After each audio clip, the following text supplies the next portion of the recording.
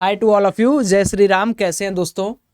अब आज की इस वीडियो के अंदर हम डिस्कस क्या करने वाले हैं कि 2024 में हमारी ट्रेडिंग स्ट्रेटजीज क्या होनी चाहिए। देखिए, मुझे पता है कि आप में से बहुत सारे लोग टाइम साइकिल को नहीं समझते हैं। ये एक ऐसी चीज है जो बहुत सारे ट्रेडर्स को बर्बाद कर दी है। देखिए, आपको पता होगा कि कोविड के अंदर जो ट्रेडर्स थे उनको आज भी लगता है कि मार्केट क्यों नहीं 12,000 चला जा रहा है, क्यों नहीं 15,000 चला जा रहा है। क्योंकि एक बार जो पैसा जिस पर्टिकुलर स्ट्रेटजी पर बना लेता है उसको लगता है कि लाइफ टाइम तक यही काम करके पैसा बनेगा। यही मार्केट की सबसे बड़ी सच है कि एक स्ट्रेटजी अगर आपने बियर मूड बनाया हुआ है कि मैं हमेशा बियरिश रहूंगा, वो जिंदगी में आपको पैसा नहीं बनाएगा। हो सकता है कि डेफिनेट अमाउंट ऑफ टाइम में कुछ समय के लिए आपको पैसा बना दे, लेकिन अगर जैसे ही हम ट्रेडिंग की बात करते हैं ना, तो दोस्तों ट्रेडिंग के अंदर समय के साथ साथ आपको बदलना पड़ता है, बिल्कुल गिरगिट की तरह। मार्केट जैसा रूप दिखा रहा है आपको भी वैसा रूप दिखाना है। अगर आप थोड़ा सा भी चूकते हो तो आपको मार्केट कहीं का नहीं छोड़ेगा। तो इस वीडियो के अंदर हम क्या बात करने वाले हैं कि ये 2024 के अंदर क्या जरूरत है ट्रेडिंग स्ट्रेटजीज को ऑप्ट करने के लिए। 2023, 22, 21 जैसा गया वैसा क्यों नहीं, क्योंकि 2024 दोस्तों साल है तमाम तरीके के इवेंट्स का। यूएस के अंदर प्रेसिडेंशियल इलेक्शन से लेकर, भारत में लोकसभा इलेक्शन से लेकर, इंटरिम बजट से लेकर एनुअल बजट तक, साथ ही साथ में गवर्नमेंट के नए प्रोजेक्ट्स, 5 साल की नई रैली किस तरीके से होगी उस पर दांव लगाने की बारी है। और अगर आपको स्टॉक मार्केट से पैसा कमाना है तो ये ट्रेडिंग स्ट्रेटजीज आपके बहुत काम आने वाली हैं, जिनको आपको इस वीडियो के अंदर मैं दिखाने वाला हूं। तो बिना समय बेकार किए हम लोग वीडियो को स्टार्ट करेंगे। उसके पहले मैं सिर्फ आपसे ये चाहता हूं कि आप लोग एक बार छोटा सा लाइक जरूर कर दे, चैनल पे नए सब्सक्राइब जरूर कर दे, क्योंकि जब आप कमेंट सब्सक्राइब लाइक करते हैं तो चैनल हाइक में आता है और आपके सपोर्ट के बिना हम 1 बिलियन का सफर नहीं पूरा कर सकते। अब समझिए, सबसे पहले यहां पर हम समझेंगे इवेंट क्या क्या प्लान्ड है इस पर्टिकुलर ईयर के लिए। तो इवेंट में अगर आपको पता होगा तो सबसे पहला जो इवेंट हमारे पास है वो है भारत देश का जो इंटरिम बजट अभी पेश होने वाला है वो। ठीक है, अब चूंकि ये लोकसभा इलेक्शन का टाइम है तो बजट के बाद एक बार जुलाई में आपका एनुअल बजट भी आएगा, जो कि ज़्यादा इंपॉर्टेंट होता है। फिर भी जो इंटरिम बजट है उसके ऊपर नज़र रखनी है। ये 1 फेब को आएगा, ये आएगा आपका जुलाई में। उसके बाद तीसरी चीज़ है कि मॉनेटरी पॉलिसी भी आने वाली है। आरबीआई जो मॉनेटरी पॉलिसी लाएगी वो भी आने वाली है। चौथी जो चीज़ है वो है फेड मीटिंग। फेड मीटिंग भी आने वाला है और फेड मीटिंग के अंदर 2 चीज़ें इंपॉर्टेंटली आपको समझना पड़ेगा। पहली चीज़ क्या है कि ये 31 को एक फैसला सुनाएंगे और उसके बाद मार्च में 31 जैन और मार्च में। ठीक है, उसके बाद अगर 31 मार्च को रेट कट होने लगा तो समस्या यहां से शुरू होगी कि रेट कट किस बेसिस पर हो रहा है। क्या यूएस का जो डॉट प्लॉट है, क्या जो रिसेशन का खतरा है, क्या जो जीडीपी का ग्रोथ है वो स्लो डाउन हो गया या तेज हो गया। हालांकि मैं अभी बता दूं कि जब मैं ये वीडियो बना रहा हूं तो क्वार्टर ऑन क्वार्टर बेसिस पर यूएस की जीडीपी अच्छी ग्रोथ कर रही है। ये एक छोटा सा पॉजिटिव न्यूज है कि मार्च के महीने में रेट कट हो जाए। लेकिन अगर ये जैन में कट हो गया रेट तो ये भाई सोने पे सुहागा होगा, मार्केट उस तरीके से उसको परफॉर्म करेगा। पांचवी जो चीज है वो है इलेक्शन। आप लोग को सबको पता है कि इलेक्शन कितना बड़ा रोल प्ले करता है। छठवीं चीज है इलेक्शन के बाद आपको पता है कि जो नई नई पॉलिसीज बनेंगी, जो पॉलिसी आएगी मार्केट के अंदर, जो पॉलिसीज मार्केट के अंदर पहले से इंप्लीमेंट है या जो पॉलिसीज इंप्लीमेंट होने वाली हैं उनके ऊपर बहुत बड़ी चीजें आने वाली हैं। तो अब आप ये देख रहे होगे कि ये जो मार्केट का माहौल है कि भैया बजट आना है, उसके बाद एनुअल बजट आना है, मॉनेटरी पॉलिसी आनी है यूएस के अंदर। और मैं यूएस का जो प्रेसिडेंशियल इलेक्शन है वो तो मैं भूल ही गया, वो भी एक बहुत इंपॉर्टेंट रोल प्ले करेगा। अब इन सबका इफेक्ट क्या होगा कि ये जो ऑप्शन बाइंग वाली दुनिया है या जो ट्रेडिंग वाली दुनिया है, जो इन्वेस्टिंग वाली दुनिया है, ये बन जाएगी काफ़ी वोलाटाइल। मतलब आप क्या कर रहे थे, आपको मैं एक सिंपल सी चीज बताता हूं। 2023 में आप normal gap up gap down देख रहे थे, 200 पॉइंट का गैप अप हो गया, 200 पॉइंट का गैप डाउन हो गया, 50 पॉइंट निफ्टी का गैप डाउन हो गया, 50 पॉइंट प्लस निफ्टी खुल गई। अब ये सिचुएशन ऐसे होगा कि 500 plus minus bank Nifty, 150 plus minus Nifty. और साथ ही साथ में यू कैन आल्सो सी कि कई सारी नई नई चीजें हो रही हैं। गिफ्ट सिटी का बनना, एफपीआईज का फ्लो इधर उधर होना। अब ऐसी सिचुएशन में पैसा कैसे बने, ये तो इवेंट हो गया। अब स्ट्रेटजीज के ऊपर बात करते हैं। समझिए, 2024 जो होने वाला है दोस्तों, इसमें दो तरीके के लोग होंगे। एक होंगे ऑप्शन बायर और एक होंगे ऑप्शन सेलर। ऑप्शंस होता है ऑप्शन सेलर। अब देखिए, चूंकि मैं हमेशा आपको ये बोलता हूं कि ऑप्शंस बायर्स की जो प्रोबेबिलिटी होती है मार्केट के अंदर कमाने की, ऑप्शन सेलर से ज्यादा होती है। बट 2024 ऐसा साल नहीं होगा। 2024 के अंदर आप देखेंगे कि जो ऑप्शन सेलर हैं, ऑप्शन सेलर जो हैं, इनको ज्यादा पेन देखना पड़ेगा as compare to option buyer. क्यों मैं बता रहा हूं? क्योंकि जैसे ही मार्केट के अंदर वोलेटिलिटी बढ़ेगी, जो स्पाइक होगा, ये कंफर्ट जोन में रहेंगे, जो स्पाइक होगा प्रीमियम्स का, ऑप्शन सेलर क्या करेगा? मान लो 10, 15, 20, 25 रुपए का प्रीमियम बेचा है, वो 25 रुपए वाला 50 कब हो जाएगा, 60 कब हो जाएगा। तो एक खतरा यहां पर है कि ऑप्शन सेलिंग अगर आप कर रहे हो तो सबसे पहली स्ट्रेटेजी आप ये करो कि कभी भी अगर आप ऑप्शन सेलिंग कर रहे हो, फॉर फर्स्ट स्ट्रेटेजी है फॉर ऑप्शन सेलर। उसके बाद हम लोग धीरे धीरे बायर्स पर आएंगे। ऑप्शन सेलर्स के लिए फर्स्ट स्ट्रेटजी ये रहेगी कि कभी भी आपको जो भी स्ट्रेटजी आप डिप्लॉय करो वो कम से कम 2 से 3 कॉन्ट्रैक्ट के बाद का करो। यानी वीक जो कॉन्ट्रैक्ट होता है, मान लो अभी मेरा 25 जैन चल रहा है, तो आप कम से कम 10 फेब का ऑप्शन सेल करके रखो, सो दैट आप जो वो वॉलेटिलिटी रहेगी उससे बच पाओ। डीके थोड़ा कम मिलेगा, सह लेना। लेकिन अगर आप इस तरीके से कर रहे हो, अभी आप कल का एग्जाम्पल लो, 3 रुपये वाला जो कॉल था वो 56 में बंद हुआ, 57 बंद हुआ। 35 रुपये वाला बैंक निफ्टी का कॉल वो 356 में बंद हुआ। तो ये थोड़ा सा आपके लिए दिक्कत दे सकता है, इसलिए ऑप्शन सेलर्स थोड़ा बच के काम करें। ये पहली चीज है। दूसरी चीज, जो भी ऑप्शन सेलर हैं उनके लिए एक और छोटी सी स्ट्रेटजी मैं आपको यहाँ पर बता देना चाहता हूँ कि अगर आप ऑप्शन सेलिंग कर रहे हैं, सपोज आपने कॉल सेल किया है 50 रुपए का, आपने पुट सेल किया है 50 रुपए का, और मान लो 1800 क्वांटिटी आपने कॉल सेल किया, 1800 क्वांटिटी पुट सेल किया। अब आप इसके साथ कम से कम जरूर हेज बना के चलो, नहीं तो अगर मार्केट कभी उल्टे पुल्टे तरीके से खुल गया तो आपको लेने के देने पड़ सकते हैं। ठीक है, आए दिन आप केसेस देख रहे होंगे, बहुत सारे लॉसेस के केसेस आप सुन रहे होंगे ऑप्शन सेलर्स के साथ।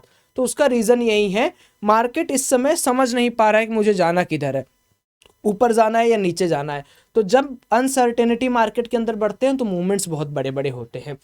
तो ये रहा भैया ऑप्शंस बाय सेलर्स के लिए। और तीसरे जो स्ट्रेटजी ऑप्शन सेलर्स के लिए कि ओवरनाइट पोजीशन तो आप भूल जाइए, चाहे आप कॉल में जाते हैं चाहे आप पुट में जाते हैं, ओवरनाइट पोजीशन को कहिए गुड बॉय। क्योंकि अगर आप इसको गुड बॉय नहीं बोलेंगे तो दो चीजें आपके साथ दिक्कत होने वाली है। पहली चीज तो मान लीजिए आपने कॉल सेल किया है, मान लो आपने पुट सेल किया, कुछ भी आप कर रहे हो, आप कमाओगे तो लिमिटेड लेकिन गवाओगे तो 1000 गुना। इससे बढ़िया क्या है कि आप ओवरनाइट पोजीशन कैरी ही मत करो। ठीक है भाई, ऑप्शन सेलर्स के पास अनलिमिटेड लॉस है। मान लो 20 रुपए वाला कोई उन्होंने ऑप्शन सेल किया है, वो खुला ही 200, 2000, 500 पे, 700 पे, तो क्या कर लीजिएगा। तो इसलिए ओवरनाइट पोजीशन से थोड़ा आपको ऑप्शन सेलर्स को बचना है। अब स्ट्रेटजीज फॉर ऑप्शन बाइंग क्या क्या हो सकती है, तो देखिए ऑप्शंस बायर्स के लिए भरी पड़ी हैं स्ट्रेटजीज, लेकिन जो मैं बोल रहा हूं उसको ध्यान से आप लोग सुनिएगा, उसको करिएगा। ऑप्शंस बायर की बात यहां पर मैं कर रहा हूं। सबसे पहले देखो, अब आप लोगों को ये चीज समझना पड़ेगा दोस्तों कि जब तक ये मार्केट चलेगा तब तक आपको थोड़ी सी अनसर्टेनिटी मार्केट के अंदर दिखेगी, ये बात मानो। और स्टॉक स्पेसिफिक मूवमेंट भी आपको दिखेंगे, जो स्टॉक है उनके अंदर स्टॉक स्पेसिफिक मूवमेंट भी आपको दिखेंगे। तो सबसे पहली चीज आप क्या करोगे कि जैसे ही आप मार्केट के अंदर कूदोगे, आपको फ्यूचर के अंदर काम करने की अब आदत डालनी है। अब फ्यूचर महंगे तो जरूर हैं, बट आपको स्टॉक के फ्यूचर्स को लेकर काम करना है। जैसे आपने मान लो कोई कंपनी आपको लग रही है एनएमडीसी, अब आपको लग रहा है कि ये ऊपर जाएगा, तो इसका कॉल मत लो, इसका पुट मत लो, इसकी जगह आप इसके फ्यूचर्स लो। क्योंकि ये चीज है कि जब मार्केट मान लो 200 पॉइंट करेक्ट हुआ, फिर 200 पॉइंट एक झटके मुड़ जा रहा है, तो कॉल पुट में डीके तो हो जाएगा लेकिन फ्यूचर्स आपको बचा लेगा। तो स्टॉक स्पेसिफिक मूवमेंट के लिए तैयार रहिए। स्टॉक स्पेसिफिक मूवमेंट के लिए आपको रोज स्टॉक जो होता है, किस स्टॉक पे कैसी नज़र रखी हो, हम अपने टेलीग्राम में आपको बताते हैं कि देखिए ये 4 स्टॉक अच्छे हैं, ये 5 स्टॉक खराब है, इनमें मूवमेंट हो रहा है, इनमें नहीं हो रहा है। तो आप अपनी लर्निंग से वो चीज़ें समझ सकते हैं, कॉपी नहीं, लर्निंग से उन सारी चीज़ों को आप समझ के वहां पर काम कर सकते हो। स्टॉक स्पेसिफिक मूवमेंट के अंदर अपना आप एक बार डिसीजन ले सकते हो। दूसरी जो चीज़ है दोस्तों कि अब राइट समय आ गया है कि आपको BTST ट्रेड के अंदर पैसा बनाना चाहिए, BTST ट्रेड लेकर जाना चाहिए। अब देखो BTST ट्रेड का मतलब क्या होता है कि आज खरीदा कल बेचा। ये हाई रिस्की तो है, ये मैं नहीं कहता हूं कि रिस्की नहीं है, बहुत ज़्यादा रिस्की है BTST, बट आप देखो कि इसमें जो रिवॉर्ड है वो कई गुना ज़्यादा है। और मार्केट के अंदर आप दो तरीके की चीज़ करो, जैसे आपके अकाउंट में 1 लाख रुपए पड़ा है, 10 लाख पड़ा है, 50 लाख पड़ा है, एक फिक्स अमाउंट आप क्या करो, फिक्स अमाउंट आप निकाल लो कि भैया इतना अमाउंट मेरे हर दिन के लिए BTST रहेगा।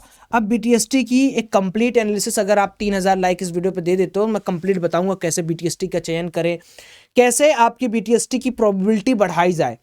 देखते होगे कि आप, मैं आए दिन ग्रुप में आपको बताता रहता हूं कि ये BTST, तो अब मैं भी फेब से शुरू कर रहा हूं, तो मैं चाहता हूं कि मैं अपनी एनालिसिस कैसे करता हूं बता दूं। आप लिखोगे तो मैं आपके लिए वीडियो बना दूंगा। कई सारी चीज़ें मैंने पिछली वाली वीडियो बनाई थी, 5-6 लाख व्यू गया है, लेकिन अब चीज़ें थोड़ी सी बदल गई हैं, उसको भी देखना आपको है।